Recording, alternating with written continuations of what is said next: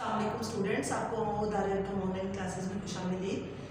अभी कुछ आपको थोड़ा सा आज हम उर्दू लेक्चर करने जा रहे हैं, उर्दू की रीडिंग करने जा रहे हैं। तो आपने पहले उर्दू की जो हमने पेज पढ़ा था वो 46 था, उसमें हमने ज़बर की प्रैक्टिस की थी। आज हम ज़ेर की प्रैक्टिस करने जा रहे हैं।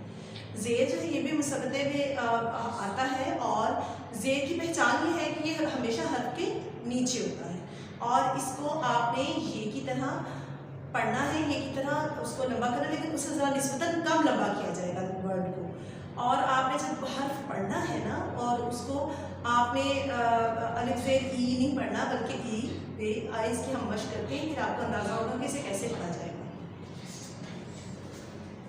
जी, ई, दी, पी, ती, टी, सी, जी, ची, ही, खी। दी, डी, जी, री, डी, जी, यी। सी, शी, सी, जी, ती, जी। ई, गी, फी, की, गी, ली, मी, नी, गी, ही, ई, ये।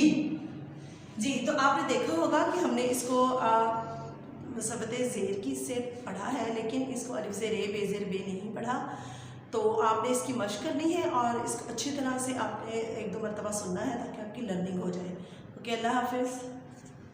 जी स्टूडेंट्स, अभी हमने हरूफ तहज्जी की एक्सरसाइज की है, मश्क की है।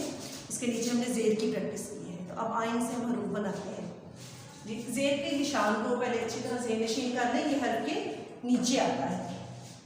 बी लाम बिल, बे अलिफ बा, रीशिन रिश बारिश, लिखे लिखे लिख, तेयती लिखती, खिड़े खिड़, काफिये की खिड़की।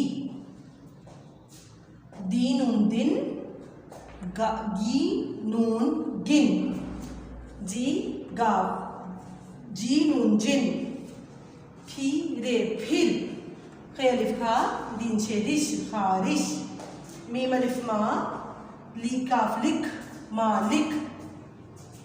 तो आपने अब इनकी बार बार मश्क करनी है और प्रैक्टिस करनी है इसकी। अल्लाह हाफिज़।